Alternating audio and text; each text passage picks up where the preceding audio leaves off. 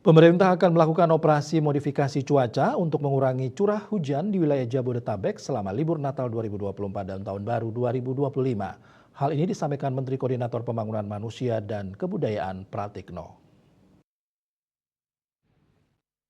Dalam rapat koordinasi tingkat menteri soal antisipasi banjir di wilayah Jabodetabek, Menteri Koordinator Pembangunan Manusia dan Kebudayaan Pratikno menyatakan pemerintah akan melakukan operasi modifikasi cuaca untuk mengurangi curah hujan di wilayah Jabodetabek selama libur Natal 2024 dan Tahun Baru 2025.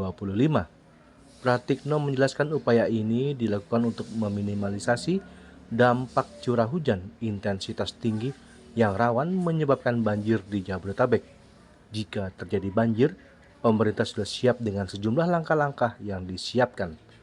Pratikno menjelaskan BMKG memprediksi curah hujan sangat tinggi di wilayah mulai dari Sumatera, Jawa hingga ke NTT.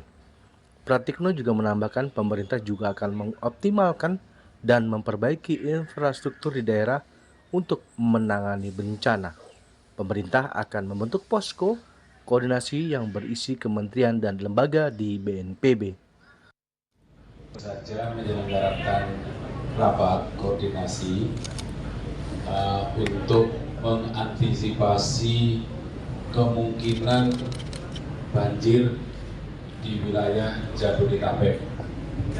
Sebagaimana telah disampaikan kepada publik juga oleh BMKG bahwa curah hujan sangat tinggi di wilayah-wilayah mulai dari Sumatera, Jawa sampai dengan NTT. Dan kita antisipasi betul di semua daerah, termasuk juga di wilayah Jabodetabek.